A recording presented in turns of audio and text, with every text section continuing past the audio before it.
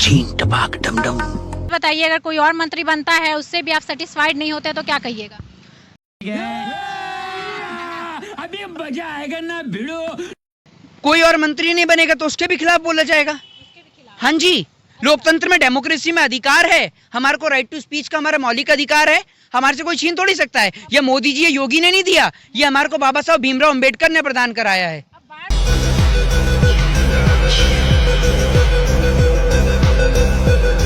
PM Modi को बोलते चाय बेचने वाला मंत्री बन गया, भारत का प्रधानमंत्री बन गया, क्यों?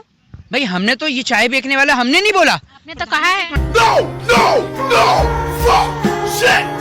आवाज को उठाते और उससे लोगों को अगर अच्छा लगता है, लोग अपनी आवाज को नहीं उठा पाते क्योंकि सरकार क्या करती है, केसेस के जरिए, पुलिस के जरिए, ठीक है, सीबीआई के जरिए, ईडी के जरिए, रॉ के जरिए देश की जनता की आवाज को दबाने का प्रयास करती है। एक आम जनता अगर आज बोलती है तो उसको उठा के सरकार बंद कर देती है जेल में। देश का युवा अगर विधानसभा का घेराव करने जाता है तो उसको लाठी और डंडे के सिवाय कुछ नहीं मिलता।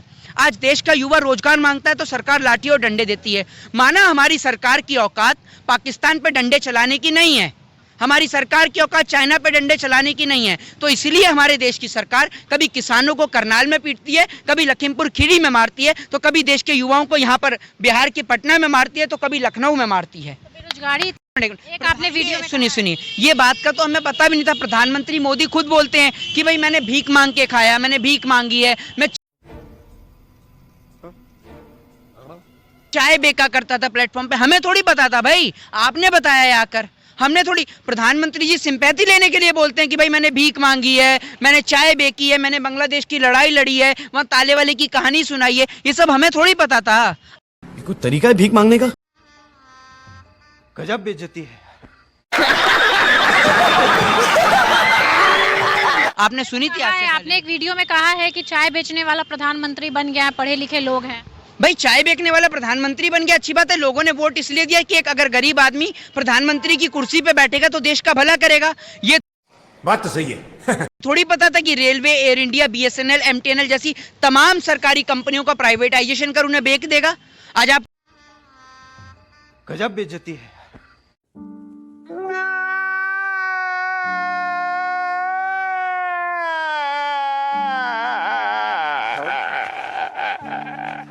को पता है भारत देश के पास अपनी खुद की एक एलायंस नहीं है, इसके लिए आप क्या कहना चाहेंगी? तो आप ये बताइए कि प्रधानमंत्री जी सब कुछ बेच रहे हैं, अगर प्रधानमंत्री आपके पास खड़े हो जाते हैं तो आप क्या बोलिएगा उनसे?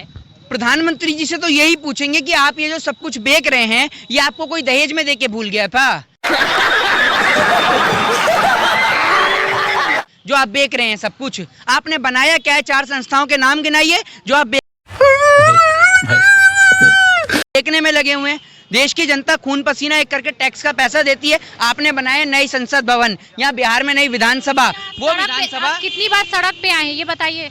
हाँ जी, सड़क पे कितनी बार आए हैं आप? हम कितनी बार सड़क पे आए हैं? आपने मेरे कितनी बार मेरे वो आपने बाइट सुनी है मेरी? बहुत बहुत। तो आपने देखा नहीं है? मैं तो हमेशा ऑन द साइड रोड पे ही देता हूँ। अभी फार्मा प्रोटेस्ट चल रहा है, पूरा फार्मा प्रोटेस्ट में दिया। यही करते हैं क्या? तेरी दादागिरी निकाल दूंगा मैं। क्यों?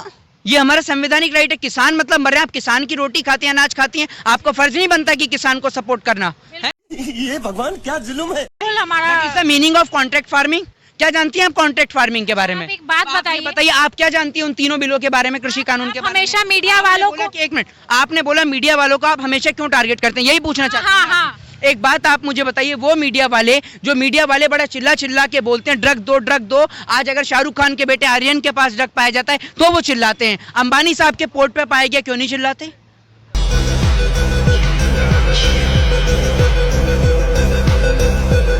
अगर कानून है तो सबके लिए इक्वल होना चाहिए ना। अगर मीडिया पे दिखाया जाए तो सबके लिए इक्वल दिखाना चाहिए, एक के लिए सही और दूसरे को बचाया जाए। क्यों ऐसा, क्यों बताइए? मीडिया वालों को ही आप घसीटने लगते हैं, सामने से कोई सवाल करेगा आप उसी को लपेटने लगते हैं। मीडिया वालों के पास एबिलिटी तो होनी चाहिए क्वेश्चन करने के लिए।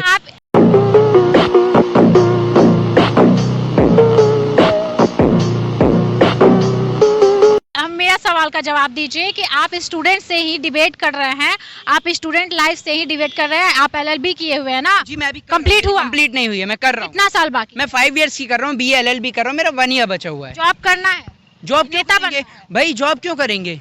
नेता बन नहीं, एक मिनट, लॉ करने के बाद लोग क्या करते हैं? जॉब करते हैं। जॉब क्यों करते हैं? कोर्ट जाएंगे, कोर्ट में है नहीं क्या? कोर्ट में जाइए। सिस्टम पार देंगे, सिस्टम पार देंगे। हम हाँ कोर्ट में बिल्कुल देश के लिए आवाज उठाएंगे और डेली टू डेली रिट लगाएंगे, डेली टू डेली रिट लगाएंगे, सरकार के खिलाफ अप्लाई करेंगे, हम डेली रिट फाइल करेंगे कोर्ट के अंदर। अच्छा, यानी सिस्टम पार देंगे, सिस्टम पार देंगे। कि आप वकील बनेंगे। बिल्कुल, क्यों भाई, जब जज लॉ कर रहे हैं आपके पास कॉमन सेंस होना चाहिए भाई। लॉ करने के बाद में लोग वकील। मुझे तो लगा कि आप नेता बनिए। Women.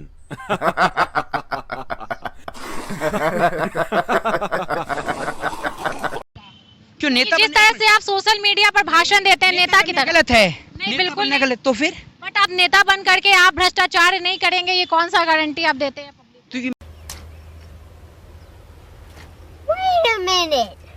Who are you? मैं नेता बन गया और आपको पता है मेरी एज कितनी है? होगी 25।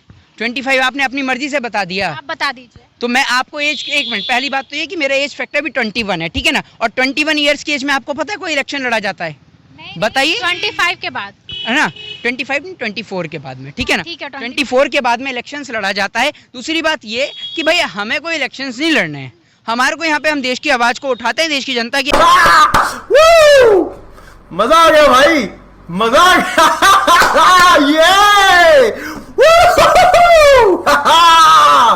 आवाज को उठाते हैं और उससे लोगों को अगर अच्छा लगता है, लोग अपनी आवाज को नहीं उठा पाते क्योंकि सरकार क्या करती है, केसेस के जरिए, पुलिस के जरिए, ठीक है, सीबीआई के जरिए, ईडी के जरिए, रॉ के जरिए देश की जनता की आवाज को दबाने का प्रयास करती है। एक आम जनता अगर आज बोलती है तो उसको उठा के सरकार बंद कर देती है जेल में। देश का युवा अगर विधानसभा का घेराव करने जाता है तो उसको लाठी और डंडे के सिवाय कुछ नहीं मिलता। आज देश का युवा रोजगार मांगता है तो सरकार लाठी और डंडे देती है। माना हमारी सरकार की औकात पाकिस्तान पे डंडे चलाने की नहीं है, हमारी सरकार की औकात चाइना पे डंडे चलाने की नहीं है, तो इसलिए हमारे देश की सरकार कभी किसानों को करनाल में पीटती है, कभी लखीमपुर खीरी में मारती है, तो कभी देश के युवाओं को यहाँ पर बिहार के पटना में मारती है, तो कभी लखनऊ में मारती है। बेरोजगारी